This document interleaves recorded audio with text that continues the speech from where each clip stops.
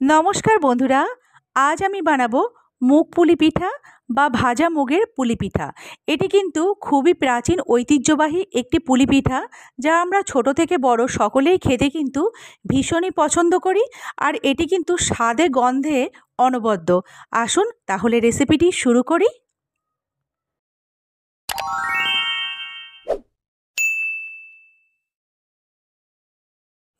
তো বন্ধুরা, মুগ পুলি পিঠা বানানোর জন্য প্রথমে আমি এখানে 1 বাটি মুগের ডাল নিয়ে নিয়েছি।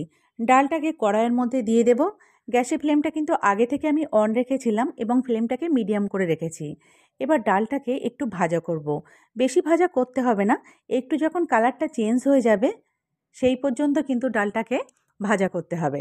দেখুন, মুগের ডালের কালারটা যখন অল্প একটু চেঞ্জ হয়ে গেছে, তখন এখানে আমি জল দিয়ে দেব। জলটা দিয়ে খুব ভালোভাবে ডালটাকে ধুয়ে ফেলে দেব। এখানে কিন্তু 3 থেকে 4 বার জল পাল্টে পাল্টে ডালটাকে খুব ভালোভাবে ধুয়ে নিয়েছি। অন্য একটা কড়াইতে বেশ কিছুটা পরিমাণে জল দিয়েছি এবং ডালগুলো দিয়ে দিয়েছি। দেখুন, এইভাবে যখন ডালটা ফুটে উঠবে, তখন উপর থেকে যে সাদা সাদা ফেনাগুলো উঠবে, সেইগুলো একটা চামচের সাহায্যে এইভাবে তুলে ফেলে দেবেন। 1 চিমটে নুন কিন্তু ডালের মধ্যে দিয়ে দেবেন। লবণ দেওয়াটা আমি ক্যামেরায় দেখাতে পারলাম না, কিন্তু আপনারা কিন্তু অবশ্যই 1 চিমটে লবণ দিয়ে দেবেন। এবার ডালটাকে গ্যাসের একটা সাইডে সিদ্ধ হতে বসিয়ে অন্য একটা কড়াইতে আমি একটা নারকেল কোড়া নিয়েছি, আর তার মধ্যে দিয়ে দিলাম কিছুটা খেজুরের গুড়। এখানে 100 গ্রাম মতো খেজুরের গুড় আমি ব্যবহার করছি। এবারে নারকেলের পুরটাকে আমি তৈরি করে নেব। যেভাবে নারকেল নাড়ু বানানোর সময় আমরা পুর প্রস্তুত করি, ঠিক সেইভাবেই এখানে কিন্তু নারকেলের পুরটা খেজুরের গুড় দিয়ে আমি প্রস্তুত করে নেব। এইভাবে যখন দেখবেন নারকেলটা বেশ শুকনো হয়ে যাচ্ছে, তখনই কিন্তু পুরটা এখানে ভালোভাবে প্রস্তুত হয়ে যাবে। এই মুগ পুলি পিঠা কিন্তু বানানোটা খুবই সহজ। এবার দেখুন, ওখানে ছাইটা কিন্তু প্রস্তুত হয়ে গেছে, নারকেলের পুরটা আমি নামিয়ে রেখেছি। এখানে দেখুন ডালটা কিন্তু খুব ভালোভাবে সিদ্ধ হয়ে গেছে। এবার গ্যাসটাকে আমি অফ করে দেব এবং এর মধ্যে দিয়ে দেব 1 বাটি চালের গুঁড়ো। যে বাটি মেপে আমি ডাল ব্যবহার করেছিলাম, সেই বাটিরই 1 বাটি পরিমাণে চালের গুঁড়ো আমি দিয়ে দিলাম। দিয়ে এবার একটা চামচের সাহায্যে চালের গুঁড়ো আর ডালটাকে খুব ভালোভাবে মিশিয়ে নিয়ে একটু ঠান্ডা হওয়া পর্যন্ত রেখে দেবো। একটু ঠান্ডা হয়ে গেলে তারপর আমি খুব ভালোভাবে ডাল আর চালের গুঁড়োকে মিশিয়ে নেব। মিশিয়ে এখানে একটা ডো প্রস্তুত করতে হবে। হালকা একটু গরম থাকা অবস্থায় কিন্তু মিশ্রণটা আপনারা মেখে নেবেন, কারণ বেশি ঠান্ডা হয়ে গেলে কিন্তু এটা মাখতে একটু অসুবিধা হতে পারে। ওই জন্য হালকা ঠান্ডা হয়ে গেলে এটাকে মেখে নেবেন। এখানে একটা সুতির কাপড়কে আমি ভিজিয়ে নিয়েছি। এবার ডোটাকে আমি ঢাকা দিয়ে 10 মিনিট রেখে দেব। 10 মিনিট পরে কাপড়টাকে তুলে দিলাম। দেখুন এখানে ডোটা কতটা সফট হয়েছে। এবার এখান থেকে কিছুটা অংশ কেটে নিয়ে আবার ভেজা কাপড়টা দিয়ে আমি ডোটাকে বন্ধ করে রাখব এবং এটা একটা আমি খিলি প্রস্তুত করে নেব। এইভাবে দুটো হাতের সাহায্যে এখানে কিন্তু ওই অংশটা দিয়ে একটা খিলি প্রস্তুত করে নেবেন। তারপরে এর মধ্যে দিয়ে দিতে হবে নারকেলের পুর। নারকেলের পুর এর ভিতরে দিয়ে খুব ভালোভাবে চেপে চেপে দুটো হাতের সাহায্যে মুখটা এইভাবে বন্ধ করে দেবেন। এইভাবে প্রত্যেকটা পুলিকে প্রস্তুত করে নেবেন। এখানে দেখুন একটা পুলি কিন্তু কত সুন্দর প্রস্তুত হয়ে গেল। এইভাবে সবকটা পুলিকে আমি প্রস্তুত করে নেব। এখানে দেখুন সবকটা পুলিকেই আমি প্রস্তুত করে নিয়েছি।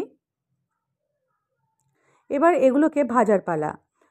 কড়াইটা চাপিয়ে দিয়েছি। এবার কড়াইয়ের মধ্যে দিয়ে দেব রিফাইন তেল। হাই ফ্লেমে প্রথমে তেলটাকে গরম করে এবার ফ্লেমটাকে আমি মিডিয়াম করে দিয়েছি। এবার একে একে পুলিগুলোকে তেলের মধ্যে ছেড়ে দেব। পুলিগুলোকে দেওয়ার পর খুব সাবধানে খুন্তি দিয়ে এক পিঠ ভাজা হয়ে গেলে অপর পিঠ উল্টে দেবেন ভাজা করার জন্য। এইভাবে কিন্তু পুলিগুলোকে লাল লাল করে ভাজা করে নিতে হবে। পুলিগুলোকে কিন্তু হালকা ভাজলে হবে না, একটু ভালো করে ভাজতে হবে, চারপাশ যাতে সুন্দরভাবে ভাজা হয় ওই জন্য এইভাবে একটু খুন্তি দিয়ে তেলের মধ্যে বারবার উল্টে পাল্টে দিয়ে পুলিগুলোকে লাল লাল করে ভাজা করে নেবেন। ভাজা করার সময় একটু সাবধানে উল্টাবেন যাতে পুলিগুলোর মুখ যেন কোনোভাবে খুলে না যায়। দেখুন পুলিগুলো কিন্তু আস্তে আস্তে বেশ লাল হয়ে যাচ্ছে।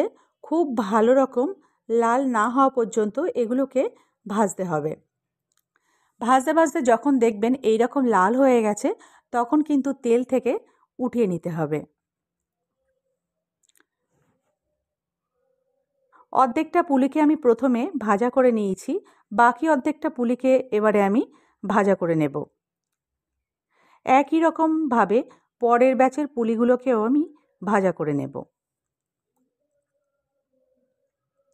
এখানে দেখুন একটা কড়াইতে আমি ওই বাটিরই 1 বাটি চিনি দিয়ে দিলাম। এই বাটি মেপেই কিন্তু আজকে আমি সকল উপকরণ ব্যবহার করছি। আর দিয়ে দেব হাফ বাটির একটু বেশি জল। চিনি আর জলটাকে খুব ভালোভাবে গুলে গেলে যখন দেখবেন শিরাটায় একটু চিটচিটে ভাব এসেছে তখন কিন্তু গ্যাসটা অফ করে দিয়ে গরম শিরার ভিতরে পুলিগুলোকে দিয়ে দেবেন। এইভাবে পুলিগুলোকে দেওয়ার পর খুন্তি দিয়ে খুব ভালোভাবে ওপর নিচ করে নেবেন যাতে চিনির রসটা সব পুলির মধ্যে খুব ভালোভাবে প্রবেশ করে। এইভাবে কিন্তু বানিয়ে নিলেই এখানে তৈরি হয়ে যাবে মুগ পুলি পিঠা বা পুলি পিঠা বা ভাজা পুলি পিঠা। তো আজকের রেসিপিটা কেমন লাগলো? আশা করছি ভালো লাগলো। যদি ভালো লাগে লাইক, কমেন্ট আর শেয়ার করবেন এবং সাবস্ক্রাইব করার অনুরোধ করছি। সকলে ভালো থাকবেন, সুস্থ থাকবেন।